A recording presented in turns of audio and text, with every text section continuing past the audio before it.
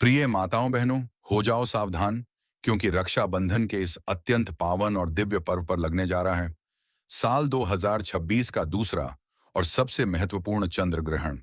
इस ग्रहण के दौरान 12 में से 6 राशियों की बदलेगी किस्मत दोस्तों। यह केवल आकाश के शून्य में घटने वाली कोई साधारण भौतिक घटना नहीं है, बल्कि यह वह दुर्लभ क्षण है जब संपूर्ण ब्रह्मांड, प्रकृति के पांचों तत्व और मनुष्य की आंतरिक चेतना एक अत्यंत गहरे और निर्णायक मोड़ पर आकर खड़े हो जाते हैं। श्रावण मास की यह पूर्णिमा, जिसे सदियों से हमारे सनातन धर्म में रक्षाबंधन, कजरी पूर्णिमा और श्रावणी उपाक्रम के महापर्व के रूप में मनाया जाता रहा है, वह पावन दिन जब घर घर में उल्लास का वातावरण होता है। बहनें अपने भाइयों की कलाई पर रक्षा, विश्वास, प्रेम और दीर्घायु का संकल्प सूत्र बांधती हैं। वातावरण में वैदिक मंत्रों और पारिवारिक सौहार्द की मधुर गूंज होती है। ठीक उसी पावन समय पर अंतरिक्ष में चंद्रमा पर पृथ्वी की गहरी छाया पड़ने जा रही है। विज्ञान और आधुनिक खगोल शास्त्र के दृष्टिकोण से देखें तो चंद्र ग्रहण तब घटित होता है जब गतिमान पृथ्वी सूर्य और चंद्रमा के ठीक बीच में एक सीधी रेखा में आ जाती है, जिससे सूर्य से आने वाला प्रत्यक्ष प्रकाश पृथ्वी के कारण रुक जाता है और चंद्रमा पर पृथ्वी की सघन छाया पड़ने लगती है। खगोल विज्ञान इसे प्रकाश और छाया का एक अद्भुत खेल मानता है, परंतु हमारे प्राचीन औषियों, वैदिक मनीषियों और समुद्र मंथन के रहस्यों को उद्घाटित करने वाले ज्योतिष शास्त्र ने इसके पीछे छिपे सूक्ष्म ऊर्जा तंत्र को गहराई से समझा है।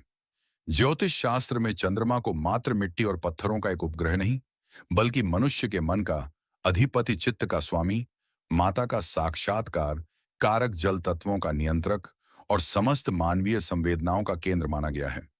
शास्त्रों का यह अटल सूत्र है कि चंद्रमा मनसो जातः, अर्थात चंद्रमा से ही मन की उत्पत्ति हुई है। जब इस मन के कारक चंद्रमा पर छाया ग्रह राहु और केतु का सूक्ष्म प्रभाव पड़ता है, तो समस्त पृथ्वी का जैव मंडल और विशेष रूप से मानव मस्तिष्क गहराई से उद्वेलित होता है। यही कारण है कि पूर्णिमा और विशेषकर ग्रहण के समय समुद्र में भयंकर ज्वार भाटा आता है। जल का स्तर ऊपर उठता है और मानव शरीर, जिसमें 70% जल तत्व है, उसके भीतर भी भावनाओं, विचारों और ऊर्जा का प्रबल प्रवाह उमड़ने लगता है। कई लोगों को बिना किसी प्रत्यक्ष कारण के बेचैनी महसूस होने लगती है। चित्त अशांत हो जाता है। पुराना संताप और दबी हुई भावनाएं अचानक बाहर आने लगती हैं। चिड़चिड़ापन बढ़ जाता है और निर्णय लेने की क्षमता में एक अजीब सा भ्रम उत्पन्न होने लगता है। अब सबसे महत्वपूर्ण बात यह समझना है कि 28 अगस्त 2026 शुक्रवार के दिन श्रावण पूर्णिमा पर घटित होने वाला यह चंद्र ग्रहण भारत के संदर्भ में कैसा रहेगा और इसका वास्तविक स्वरूप क्या है। खगोलीय गणनाओं और अंतर्राष्ट्रीय वेधशालाओं के स्पष्ट आंकड़ों के अनुसार यह चंद्र ग्रहण भारत के किसी भी हिस्से में, किसी भी नगर या गांव में दिखाई नहीं देगा। इसका कारण यह है कि जिस समय ब्रह्मांड में यह चंद्र ग्रहण अपने चरमोत्कर्ष पर घटित हो रहा होगा, उस समय भारत के आकाश में सूर्य देव चमक रहे होंगे। यानी भारत में दिन का उजाला होगा और चंद्रमा हमारे भौगोलिक क्षितिज के काफी नीचे छिपा रहेगा। सनातन धर्म और नारद संहिता, निर्णय सिंधु जैसे प्रामाणिक धर्म ग्रंथों का यह स्पष्ट और सर्वमान्य नियम है कि यस दर्शनम तत्सूतकम, अर्थात जो ग्रहण जिस भूभाग में अपनी आंखों से दृश्यमान नहीं होता, उस भूभाग में उसका कोई भी स्थूल या धार्मिक सूतक काल मान्य नहीं होता है। इसका सीधा, सरल और स्पष्ट अर्थ यह है कि भारत में रहने वाले किसी भी नागरिक, श्रद्धालु, बहन या भाई के लिए सूतक के वे कठोर नियम लागू नहीं होंगे जो प्रत्यक्ष दिखने वाले ग्रहण में लागू होते हैं। भारत में मंदिरों के कपाट बंद करने की आवश्यकता नहीं होगी। मूर्तियों को ढकने की जरूरत नहीं पड़ेगी। भोजन बनाने और खाने पर कोई पाबंदी नहीं रहेगी और ना ही दैनिक पूजा पाठ या देव अनुष्ठान रोके जाएंगे। रक्षाबंधन का पर्व, पवित्र रक्षा सूत्र बांधने की पूरी विधि और श्रावणी उपाक्रम के सभी अनुष्ठान भारत में पूर्ण रूप से बिना किसी धार्मिक संकोच, भय या बाधा के हर्षोल्लास के साथ संपन्न की जा सकेंगे। परंतु हमारे वे भाई बहन और दर्शक जो भारत की सीमाओं से बाहर विदेशों में निवास कर रहे हैं, उनके लिए स्थिति बिल्कुल अलग और अत्यंत संवेदनशील है। ये चंद्र ग्रहण मुख्य रूप से पश्चिमी गोलार्ध के देशों में बहुत स्पष्ट रूप से दिखाई देने वाला है। यदि आप उत्तरी अमेरिका, संयुक्त राज्य अमेरिका, कनाडा, मेक्सिको, संपूर्ण दक्षिण अमेरिका, ब्राजील, अर्जेंटीना, अटलांटिक महासागर के द्वीपीय क्षेत्रों, पश्चिमी यूरोप के देशों जैसे यूनाइटेड किंगडम, स्पेन, पुर्तगाल, फ्रांस के कुछ हिस्सों या पश्चिमी अफ्रीका के देशों में रह रहे हैं, तो आपके आकाश में यह ग्रहण अपनी पूर्ण और खंडग्रास अवस्था में स्पष्ट रूप से दिखाई देगा। इसीलिए विदेशों में रहने वाले सभी सनातन धर्मावलंबियों के लिए वहां के स्थानीय समयु सूतक काल के समस्त नियम पूर्ण रूप से लागू होंगे। चंद्र ग्रहण का सूतक काल ग्रहण के वास्तविक स्पर्श से ठीक 9 घंटे पहले प्रारंभ हो जाता है। अतः विदेशों में रहने वाले लोगों को अपने स्थानीय देश और शहर के समय के अनुसार ठीक 9 घंटे पहले से ही सूतक के नियमों का पालन करना होगा। सूतक काल लगते ही वहां घर के पूजा स्थलों और मंदिरों के कपाट बंद कर देने चाहिए। किसी भी प्रकार की मूर्ति स्पर्श या नए शुभ कार्य वर्जित रहेंगे। सूतक लगने से पूर्व ही भोजन, जल, दूध और दही के पात्रों में पवित्र कुशा अथवा तुलसी के पत्ते डालकर रख देने चाहिए, ताकि ग्रहण की विकिरणीय और सूक्ष्म नकारात्मक ऊर्जा उस भोजन को दूषित ना कर सके। ग्रहण की पूरी अवधि में विदेशों में रहने वाले लोगों को खुले आकाश के नीचे अनावश्यक भ्रमण से बचना चाहिए और ग्रहण मोक्ष होते ही स्नान करके पूरे घर में शुद्ध जल या गंगा जल का छिड़काव करके ही पुनः भोजन बनाना और ग्रहण करना चाहिए। अब आइए विस्तार से समझते हैं भारत में रक्षाबंधन के शुभ मुहूर्त, पूर्णिमा तिथि के प्रारंभ और सबसे बड़े भय यानी भद्रा के वास्तविक समय के बारे में, जिसे लेकर हर वर्ष परिवारों में गहरा असमंजस और मतभेद देखने को मिलता है। वैदिक पंचांग के अनुसार श्रावण मास के शुक्ल पक्ष की पूर्णिमा तिथि का प्रारंभ 27 अगस्त 2026 की देर रात से ही हो जाएगा और यह पावन पूर्णिमा तिथि 28 अगस्त 2026 की शाम तक पूर्ण रूप से व्याप्त रहेगी। शास्त्रों में रक्षा सूत्र बांधने के लिए भद्रा का त्याग करना अनिवार्य बताया गया है, क्योंकि भद्रा को शनिदेव की बहन और सूर्यदेव की तीक्ष्ण ऊर्जा से युक्त पुत्री माना गया है। धर्म ग्रंथों में स्पष्ट चेतावनी दी गई है कि भद्रा या द्वेन कर्तव्य, श्रावणी, फाल्गुनी तथा अर्थात भद्रा के साय में ना तो होलिका दहन करना चाहिए और ना ही श्रावणी यानी रक्षाबंधन का पर्व मनाना चाहिए। पौराणिक कथाओं में भी यह उल्लेख आता है कि लंकापति रावण को उसकी बहन शूरपणखा ने भद्रा काल के अशुभ समय में ही रक्षा सूत्र बांधा था, जिसका परिणाम यह हुआ कि रावण का संपूर्ण कुल और साम्राज्य नष्ट हो गया। इसलिए भद्रा का विचार करना प्रत्येक हिंदू परिवार के लिए अत्यंत आवश्यक है। लेकिन 28 अगस्त 2026 के इस रक्षाबंधन पर सबसे बड़ा और राहत भरा शुभ संयोग ये है कि भद्रा का समस्त प्रभाव और भद्रा काल 28 अगस्त के सूर्योदय से काफी पहले ही यानी 27 अगस्त की देर रात या ब्रह्म मुहूर्त से पहले ही समाप्त हो चुका होगा। इसका सीधा अर्थ यह है कि 28 अगस्त 2026 को जब सूर्य की पहली किरण धरती पर पड़ेगी, उस समय आकाश और वातावरण भद्रा के दोष से पूर्णतः मुक्त और पवित्र हो चुका होगा। पूरे दिन भर भद्रा का लेश मात्र भी प्रभाव नहीं रहेगा। इसलिए भारत में सभी बहनें प्रातः काल सूर्योदय के बाद से लेकर दोपहर के अत्यंत शुभ अभिजीत मुहूर्त, विजय मुहूर्त और सायंकाल की गोधूली बेला तक पूरे दिन किसी भी समय अपने भाइयों की कलाई पर पूर्ण श्रद्धा, स्नेह और उमंग के साथ राखी बांध सकती हैं। यद्यपि भारत में ग्रहण दिखाई नहीं देगा और यहाँ कोई धार्मिक सूतक मान्य नहीं होगा, फिर भी हमें यह कभी नहीं भूलना चाहिए कि पृथ्वी का वायुमंडल, चुंबकीय क्षेत्र और कॉस्मिक ऊर्जा एक अखंड सूत्र में बंधे हुए हैं।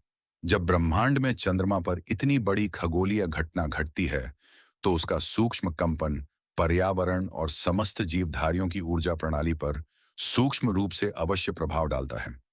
इसी कारण हमारे मनीषियों ने कहा है कि चाहे ग्रहण दिखे या ना दिखे, कुछ बुनियादी और प्राकृतिक सावधानियां हर संवेदनशील व्यक्ति को रखनी चाहिए। विशेष रूप से गर्भवती माताओं और बहनों के लिए गर्भ में पल रहा शिशु अपनी माता की मानसिक तरंगों, रक्तचाप और भावनात्मक स्थिति से सीधे तौर पर जुड़ा होता है। जब भी आकाश में ऐसी तीक्ष्ण खगोलीय स्थिति बनती है, तो गर्भवती महिलाओं को विशेष रूप से अधिक सजग रहना चाहिए। इस दिन गर्भवती महिलाओं को किसी भी प्रकार के मानसिक तनाव, भारी विवाद, क्रोध, कलह या भय से पूरी तरह दूर रहना चाहिए। उन्हें बहुत भारी शारीरिक श्रम करने से बचना चाहिए और शांत, हवादार तथा सकारात्मक वातावरण में समय बिताना चाहिए। प्राचीन काल से यह परंपरा चली आ रही है कि ग्रहण के समय गर्भवती महिलाओं को सुई, कैंची, चाकू, ब्लेड, हंसिया या दर्ती जैसी किसी भी नुकीली और काटने वाली वस्तु का उपयोग नहीं करना चाहिए। इस दिन गर्भवती माताओं को अपने मन को शांत रखने के लिए श्रीमद् भगवत गीता के श्लोकों का पाठ करना चाहिए। संतान गोपाल मंत्र का जप करना चाहिए या मधुर भजन सुनते हुए सकारात्मक चिंतन करना चाहिए। यदि मन में कोई संशय या आशंका हो, तो वे अपने उदर पर थोड़ा सा शुद्ध गेरू का लेप या देसी गाय के गोबर का हल्का टीका लगा सकती हैं। यह एक प्राकृतिक कवच का कार्य करता है और मन को गहरी सुरक्षा और स्थिरता प्रदान करता है। सनातन परंपरा में ग्रहण और पूर्णिमा का यह समय वास्तव में भयभीत होकर छिपने का नहीं, बल्कि अपनी चेतना को जागृत करने, अंतर्मुखी होने और मंत्र सिद्धि प्राप्त करने का महापर्व माना गया है। शास्त्रों में उल्लेख मिलता है कि सामान्य दिनों में किए गए जप की तुलना में ग्रहण और पूर्णिमा के संधि काल में किया गया एक माला का जप करोड़ों गुना अधिक फल और आत्मिक बल प्रदान करता है। यदि किसी व्यक्ति की कुंडली में चंद्रमा कमजोर स्थिति में हो, नीच का हो, राहु या केतु के साथ बैठकर ग्रहण दोष बना रहा हो या शनि की दृष्टि के कारण विष योग बना रहा हो, तो ऐसे व्यक्ति का मन सदैव अशांत, भयभीत और अनिर्णय की स्थिति में रहता है। ऐसे जातकों के लिए यह दिन एक वरदान की तरह होता है। इस दिन शांत भाव से पूर्व या उत्तर दिशा की ओर मुख करके बैठ जाएं और सोमाये नमः अथवा नमः शिवाय या अपने कुल देवता के मूल मंत्र का कम से कम 108 बार या उससे अधिक जप करें। यह मानसिक जप आपके मन के भीतर की समस्त उथल पुथल को शांत कर देता है, नकारात्मक विचारों के चक्र को तोड़ देता है और आपकी आत्मिक ऊर्जा को एक अभेद्य सुरक्षा चक्र प्रदान करता है। अपने घर के वातावरण को पवित्र और सकारात्मक रखने के लिए प्रातःकाल पूरे घर में गंगा जल मिले, जल का छिड़काव करें, घर के मुख्य द्वार पर रोली से स्वास्तिक का निर्माण करें और शाम के समय गाय के शुद्ध घी का दीपक जलाकर वातावरण को सुगंधित, लोभान और धूप से सुवासित करें। जितना संभव हो कम बोले, वाणी में मधुरता रखें, दूसरों की त्रुटियों को क्षमा करें और गहरी शांत सांसें लें, क्योंकि यह अभ्यास आपके मस्तिष्क की तंत्रिकाओं को शांत और स्थिर रखता है।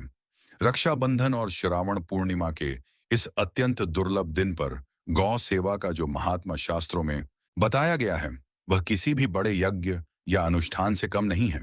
सनातन धर्म में गौ माता को केवल एक प्राणी नहीं, बल्कि 33 कोटि दिव्य शक्तियों, समस्त तीर्थों और पंच महाभूतों की साक्षात प्रतिनिधि माना गया है।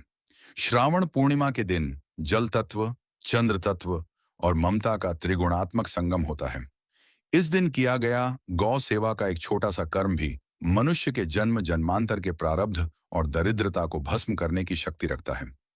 रक्षाबंधन के दिन प्रातःकाल जब आप शुद्ध होकर तैयार हो, तो अपनी रसोई में जब पहला भोजन बने, तो बिना किसी के छके शुद्ध गेहूं के आटे की एक सुंदर और ताजी रोटी बनाएं। उस रोटी पर थोड़ा सा देसी गाय का शुद्ध घी लगाएं और साथ में थोड़ा सा पुराना या शुद्ध गुड़ रखें। इसके बाद पूरे श्रद्धा भाव से किसी देसी गौ माता के पास जाएं और अपने दोनों हाथों में उस रोटी को रखकर गौ माता को प्रेम पूर्वक खिलाएं।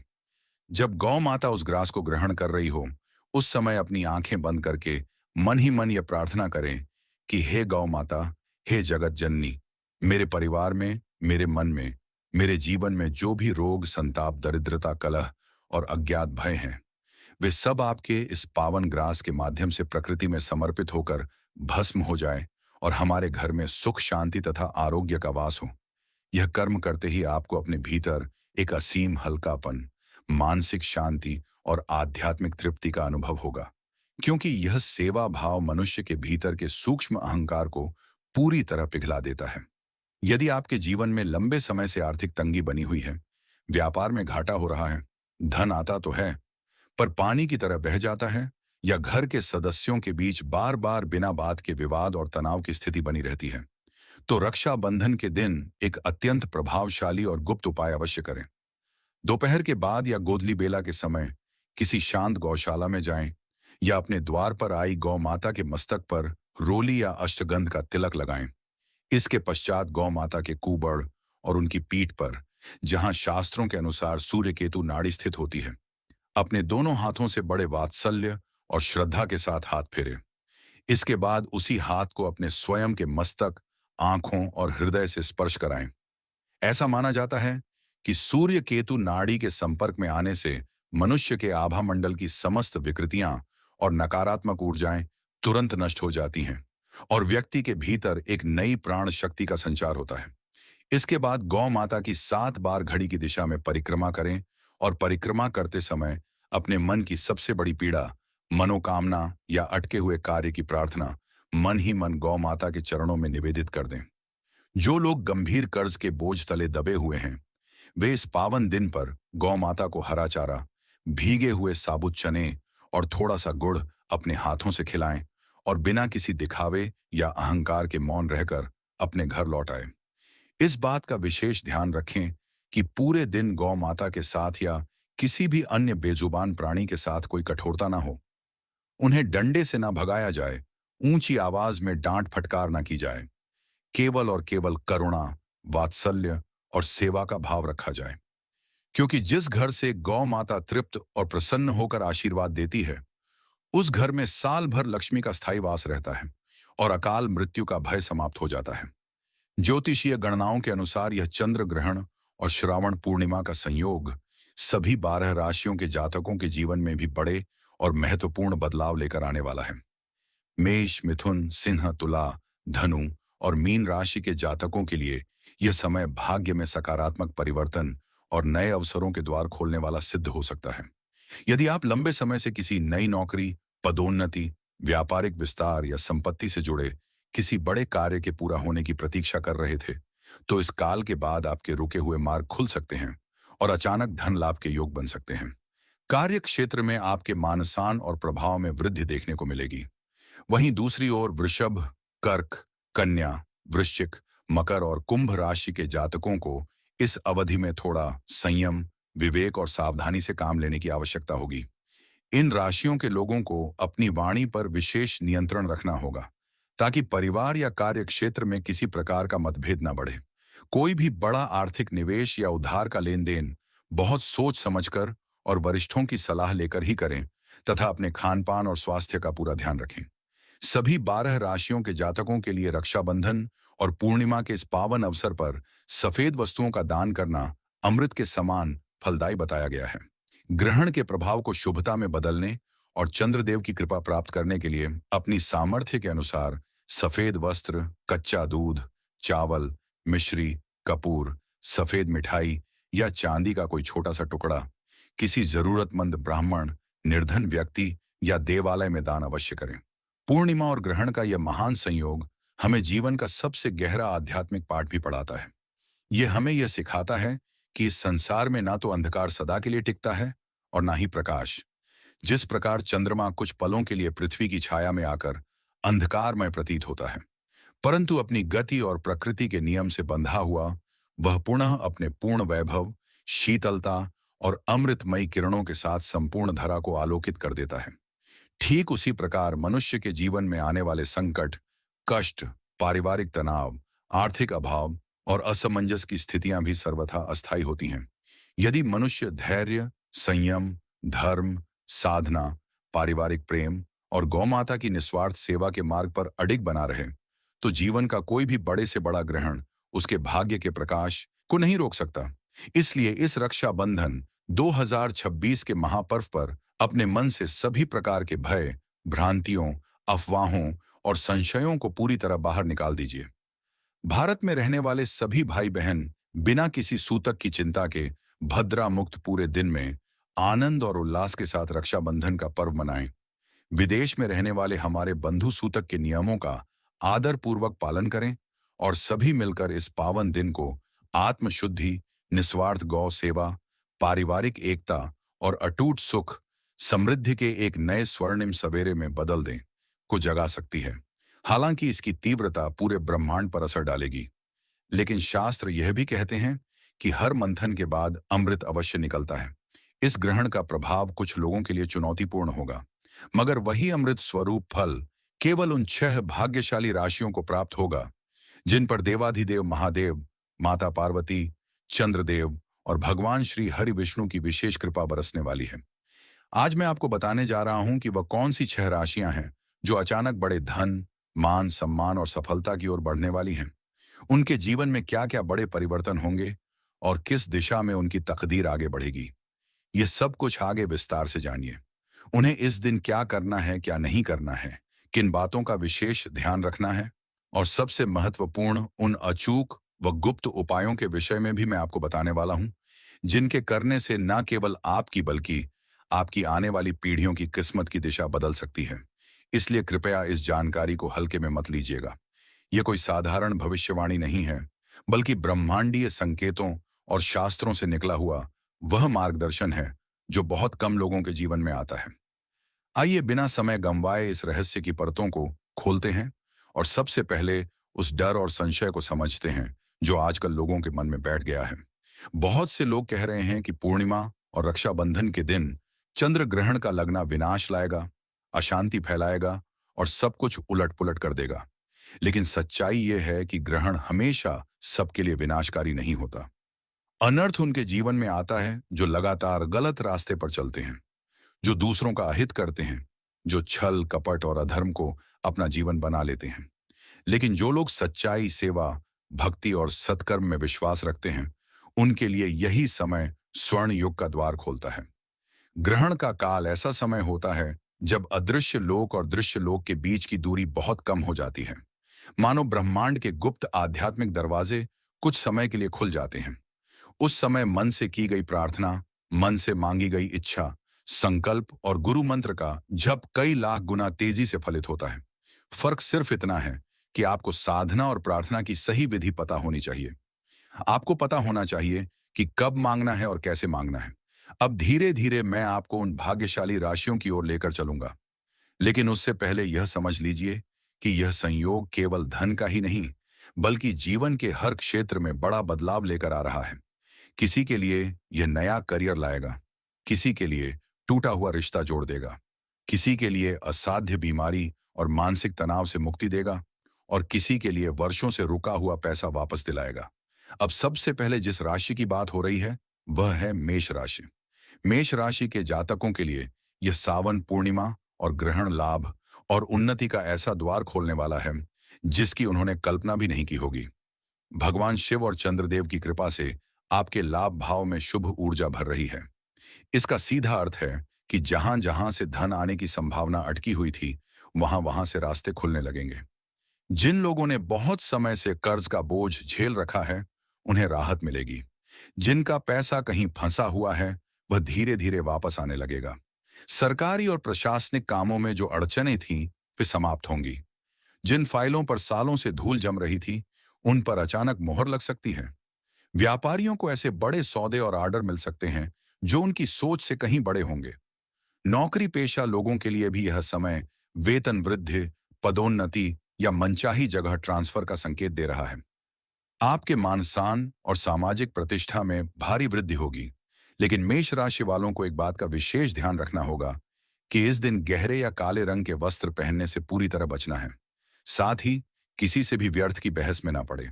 शांत रहें और मन ही मन महादेव का स्मरण करते रहें, जिससे आपकी उन्नति की गति और तेज हो जाएगी।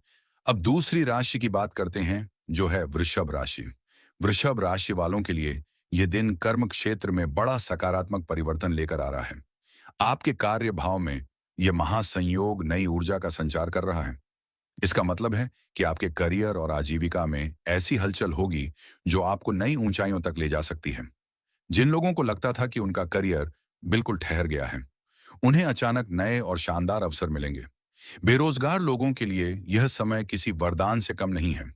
जिस दिन आप उम्मीद छोड़ चुके होंगे, उसी दिन नौकरी या काम का संदेश आ सकता है। व्यापार करने वालों के लिए यह समय विस्तार का है। आप नया काम शुरू कर सकते हैं, नई साझेदारी कर सकते हैं या पुराने काम को बड़े स्तर पर ले जा सकते हैं। आपकी मेहनत की सराहना होगी और आर्थिक स्थिति मजबूत बनेगी। लेकिन यहाँ एक सावधानी बेहद जरूरी है कि लालच में आकर किसी भी दस्तावेज पर बिना पढ़े हस्ताक्षर ना करें और जल्दबाजी में कोई जोखिम भरा कदम ना उठाएं। इस दिन के बाद किसी जरूरतमंद को चावल, चीनी या दूध जैसी सफेद वस्तुओं का दान अवश्य करें, क्योंकि यह छोटा सा उपाय आपके धन के प्रवाह को हमेशा के लिए स्थायी बना देगा। अब बात करते हैं उस राशि की जिसके लिए चेतावनी भी है और सबसे बड़ा वरदान भी। और यह राशि है मिथुन राशि। मिथुन राशि वालों के लिए यह सावन पूर्णिमा भाग्य को जगाने वाली है। महादेव के आशीर्वाद से आपका रुका हुआ भाग्य अचानक सक्रिय हो सकता है।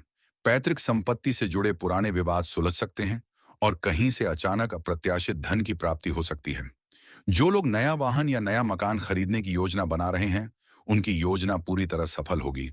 संतान सुख की इच्छा रखने वालों को शुभ समाचार मिल सकता है।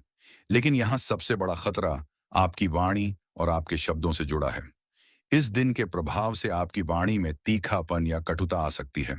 आप बिना सोचे समझे आवेश में आकर कुछ ऐसा कह सकते हैं जिससे वर्षों पुराने पारिवारिक या व्यापारिक रिश्ते बिगड़ जाएं और कोई बनाया बड़ा सौदा टूट जाए। इसलिए 28 अगस्त को जितना हो सके कम बोले और मौन को अपना सबसे बड़ा आभूषण बनाएं। याद रखिए, इस दिन आपकी चुप्पी ही आपकी सबसे बड़ी ढाल और पूंजी बन सकती है। अगर आपने इस एक नियम का पालन कर लिया तो आपके लिए समृद्धि और सफलता का रास्ता पूरी तरह खुल जाएगा। चौथी राशि है सिंह राशि। सिंह राशि के जातकों के जीवन में यह महासंयोग गहरे और सकारात्मक परिवर्तन लेकर आ रहा है। लेकिन यह परिवर्तन डराने के लिए नहीं, बल्कि आपके जीवन को संवारने के लिए है। महादेव और माता पार्वती की कृपा से आपके जीवन से नकारात्मक और षड्यंत्रकारी लोग हमेशा के लिए दूर हो जाएंगे। जो लोग आपके खिलाफ पीठ पीछे साजिश रच रहे थे, उनके चेहरे बेनकाब हो जाएंगे। कोर्ट कचहरी और कानूनी मामलों में बहुत बड़ी राहत मिलने के स्पष्ट संकेत हैं। विदेश या दूरस्थ स्थानों से जुड़े कामों में अपार सफलता मिल सकती है। अगर आप विदेश यात्रा, उच्च शिक्षा या आयात निर्यात से संबंधित व्यापार करते हैं, तो यह समय आपके लिए अत्यंत अनुकूल है। आपको मानसान के साथ साथ कार्य क्षेत्र में पदोन्नति और प्रभाव की प्राप्ति होगी। सिंह राशि वालों को इस दिन शिव, पंचाक्षर मंत्र और चंद्र मंत्रों का मानसिक जप करना चाहिए, जिससे चारों ओर एक अभेद्य सुरक्षा कवच बन जाए। पांचवी राशि है तुला राशि। तुला राशि वालों के लिए यह दिन बुद्धि, विवेक और निर्णय क्षमता को नई दिशा देने वाला है। आपकी सोच में अचानक स्पष्टता आएगी और आप सही और गलत का फर्क बहुत जल्दी समझ पाएंगे। जिन क्षेत्रों में पहले भ्रम की स्थिति थी, वहां भी आप सही और सटीक कदम उठा पाएंगे। अचानक धन लाभ के मजबूत योग बन रहे हैं और किसी पुराने निवेश से बड़ा मुनाफा मिल सकता है। पारिवारिक जीवन में मधुरता आएगी, भाई बहनों के बीच का प्रेम बढ़ेगा और घर में खुशहाली का माहौल रहेगा। आपके रुके हुए व्यापारिक सौदे अचानक गति पकड़ेंगे। लेकिन एक सावधानी यहां भी जरूरी है कि इस दिन किसी भी बेजुबान जीव को कष्ट ना दें। किसी असहाय व्यक्ति या घर की स्त्रियों का अपमान भूलकर भी ना करें। करुणा, दया और सम्मान ही आपकी सबसे बड़ी शक्ति बनेगी। छठी और अंतिम राशि है कुंभ राशि। कुंभ राशि वालों के लिए यह महासंयोग सबसे अधिक शक्तिशाली साबित होने जा रहा है, क्योंकि यह आपके जीवन में एक नया स्वर्णिम अध्याय शुरू करने जा रहा है। आपके व्यक्तित्व में एक अलग ही निखार और आकर्षण आएगा, जिससे लोग आपकी बातों से प्रभावित होंगे। समाज में आपकी प्रतिष्ठा बढ़ेगी और आय के एक से अधिक नए स्रोत खुलेंगे। नौकरी, व्यापार, साझेदारी, हर क्षेत्र में केवल लाभ ही लाभ के संकेत हैं। यदि आपका पैसा कहीं लंबे समय से अटका या डूबा हुआ था, तो उसके वापस मिलने की प्रबल संभावना बनेगी। महादेव, शनिदेव और चंद्रदेव की कृपा से आपके जीवन में खुशियों का भंडार आने वाला है। लेकिन आपको अहंकार और घमंड से पूरी तरह बचना होगा। जितना आप विनम्र रहेंगे, उतना ही ज्यादा जीवन में ऊपर उठेंगे और आपकी सफलता का दायरा लगातार बढ़ता जाएगा। अब बात करते हैं चंद्र ग्रहण के सही समय, सूतक काल दृश्यता और रक्षा बंधन पर राखी बांधने के सबसे सटीक शुभ मुहूर्त की। खगोलीय और ज्योतिषीय गणनाओं के अनुसार 28 अगस्त 2026 शुक्रवार को लगने वाला यह चंद्र ग्रहण एक आंशिक और उपछाया चंद्र ग्रहण होगा। भारतीय समय अनुसार यह ग्रहण 28 अगस्त की सुबह लगभग 8:50 से शुरू होकर दोपहर लगभग 1:45 तक रहेगा। भौगोलिक दृष्टि से यह ग्रहण प्रशांत महासागर, अटलांटिक महासागर, उत्तरी व दक्षिणी अमेरिका, यूरोप और अंटार्कटिका के कुछ क्षेत्रों में दिखाई देगा। सबसे महत्वपूर्ण बात यह है कि यह चंद्र ग्रहण भारत में प्रत्यक्ष रूप से दृश्यमान नहीं होगा, क्योंकि ग्रहण का समय भारतीय समयुदिन का है और दिन के उजाले में चंद्रमा क्षितिज से नीचे रहता है। धर्मशास्त्रों, स्मृति ग्रंथों और निर्णय सिंधु का अटल सिद्धांत कहता है कि जो ग्रहण जिस भूभाग या देश में आंखों से दिखाई नहीं देता, उस देश में उसका कोई सूतक काल या धार्मिक दोष मान्य नहीं होता है। अतः भारत में इस चंद्र ग्रहण का कोई सूतक काल नहीं लगेगा। मंदिर के कपाट बंद नहीं होंगे। नित्य पूजा पाठ, खान पान, दिनचर्या और धार्मिक अनुष्ठानों पर कोई धार्मिक पाबंदी नहीं रहेगी। इसी कारण रक्षाबंधन के पावन पर्व पर राखी बांधने के लिए पूरे दिन कोई सूतक का व्यवधान नहीं रहेगा और इस दिन भद्रा का साया भी नहीं है। 30 अगस्त 2026 शुक्रवार को रक्षाबंधन पर राखी बांधने का सबसे श्रेष्ठ प्रातःकालीन मुहूर्त सुबह 6:05 बजे से सुबह 10:45 बजे तक रहेगा। इसके बाद दोपहर का शुभ और अभिजीत मुहूर्त दोपहर 12:15 से शाम 6:30 तक रहेगा तथा सायंकालीन प्रदोष काल का मुहूर्त शाम 6:05 से रात्रि 8:30 तक रहेगा। बहनें पूरे दिन बिना किसी डर, संशय या सूतक के भ्रम के अपने प्यारे भाइयों की कलाई पर रक्षा सूत्र बांध सकती हैं। भले ही भारत में ग्रहण दृश्यमान न होने से सूतक काल का कोई धार्मिक बंधन नहीं है, लेकिन इतिहास और सनातन परंपरा यह सिखाती है कि खगोलीय हलचलों के दौरान ब्रह्मांड में सूक्ष्म ऊर्जा का प्रवाह अवश्य बदल कर्ज का बोझ झेल रखा है, उन्हें राहत मिलेगी। जिनका पैसा कहीं फंसा हुआ है वह धीरे धीरे वापस आने लगेगा। सरकारी और प्रशासनिक कामों में जो अड़चनें थीं वे समाप्त होंगी। जिन फाइलों पर सालों से धूल जम रही थी उन पर अचानक मोहर लग सकती है। व्यापारियों को ऐसे बड़े सौदे और ऑर्डर मिल सकते हैं जो उनकी सोच से कहीं बड़े होंगे। नौकरी पेशा लोगों के लिए भी यह समय वेतन वृद्धि, पदोन्नति या मनचाही जगह ट्रांसफर का संकेत दे रहा है। आपके मान सम्मान और सामाजिक प्रतिष्ठा में भारी वृद्धि होगी। लेकिन मेष राशि वालों को एक बात का विशेष ध्यान रखना होगा